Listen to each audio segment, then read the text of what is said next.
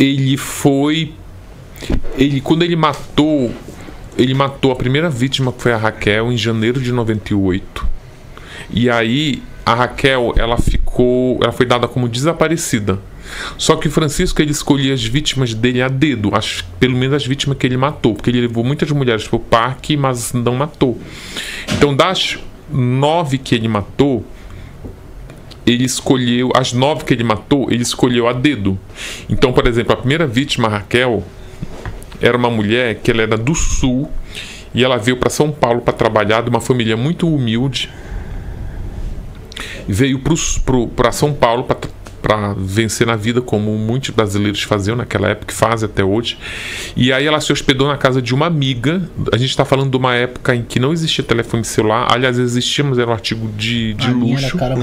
Até a linha fixa. Até o livro até contextualiza isso, dessa coisa de dar falta de alguém, onde tu manda um WhatsApp onde você tá naquela época. Um telefone fixo, para ter uma ideia, entrava numa lista de espera e era caríssimo. Quando você vendia, ele tinha valor de ações, assim.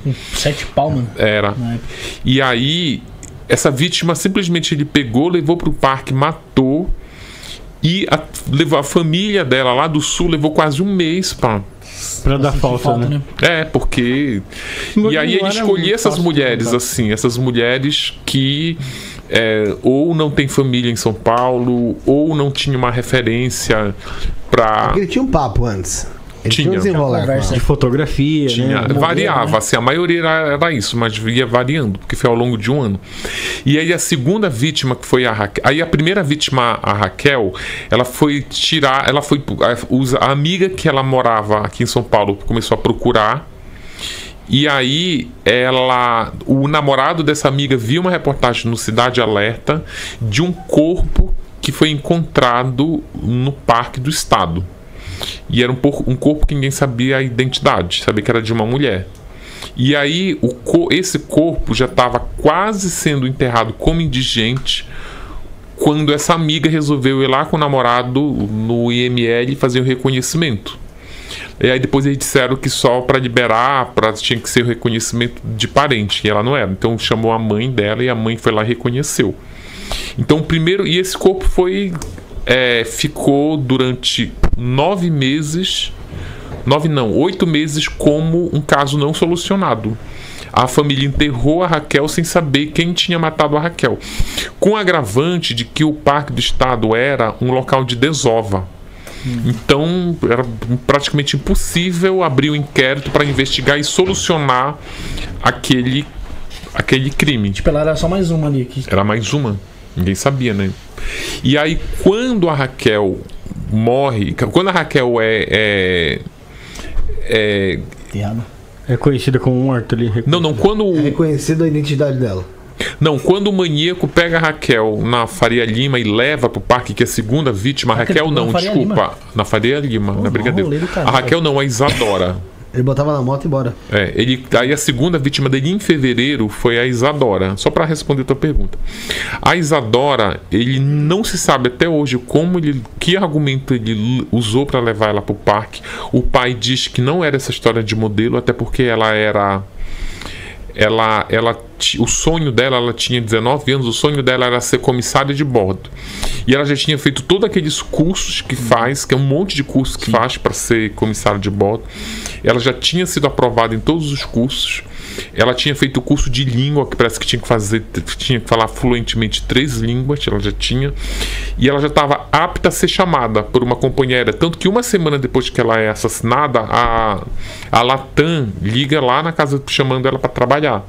Então ela não tinha esse perfil de quero ser modelo, vou ali. Tinha um rumo traçado. Tinha um rumo traçado. Ela é a única das vítimas que tinha um poder aquisitivo mais elevado. O pai dela não era uma pessoa humilde. Ela morava no Itaim, por exemplo. Poxa. E aí ela é levada para o parque. O Francisco assassina a Isadora no parque.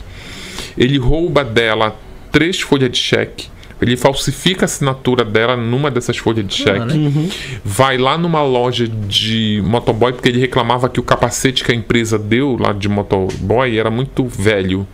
e fedorento e todo quebrado. Então ele foi lá e comprou com esse cheque da Isadora um capacete novo, um óculos escuros e um casaco, uma jaqueta, aqueles casacos de motoqueiro.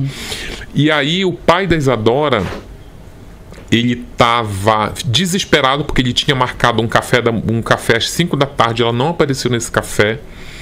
E aí ele foi na delegacia de desaparecidos. Aí disseram: olha, tem que esperar 24 horas. Porque muitos pais vêm aqui desesperados, dizendo que a filha desapareceu. Só que a gente bota a viatura para ir atrás. Quando chega lá, descobre que ela estava no motel com o namorado. Uma festa. Só que o namorado, ele falou: cara, o namorado dela tá aqui do lado. O rapaz está aqui. E aí uma delegada, a mulher, deu até um riso cínico, como quem diz assim: então tá traindo, né? E aí mandaram de 24 horas. Ele ficou desesperado, ligou para um amigo advogado lá de Bragança Paulista. Esse amigo falou: cara, vai lá no banco ver se ela tá movimentando a conta bancária. E ele foi lá, acho que era uma agência do Itaú, se eu não me engano, ou Santander. E aí o cheque tava... Foi lá e aí viu que ela tava descontando o cheque. Ele voltou na delegacia no mesmo dia: olha, ela não tá no motel, inclusive ela movimentou esse cheque aqui. E aí o banco deu até a cópia do cheque. O cheque já tinha chegado lá. É que a época era foda, porque não tinha sistema de segurança, tudo. Não tinha de câmera. Porque ele deixou um rastro ali. É. Se fosse hoje era rápido. No mesmo dia. Não, mas mesmo assim tem uma negligência muito forte aí. Não, porque aí vai entrar nessa história que tu perguntou. 24 horas. E aí, não é nem isso. Aí o cara, primeiro de dizer que como que um policial começa a elucubrar dizendo que a mulher tá no motel? Tipo, não precisa dizer nada. Exatamente. Como é que vai ficar dizendo que... O trabalho não é esse. E aí, quando ele chega com a cópia do cheque, ele, na delegacia, ele fala: olha, minha filha não tá em motel, não. Minha filha estão usando essa assinatura, não é dela. Ela provavelmente foi sequestrada e estão usando a conta bancária dela. Aí um outro delegado, que não é mais a mesma delegada, vira para ele e fala assim: olha, é porque quando elas não estão no motel, elas estão dando golpe nos pais. Puta merda. E aí esse cara ficou desesperado. Uma merda em cima da outra. E aí, o que eles fizeram? Esse cara, o pai dela, é a história mais triste que tem no livro, depois das mortes, claro, mas das histórias periféricas, a história mais triste é desse pai.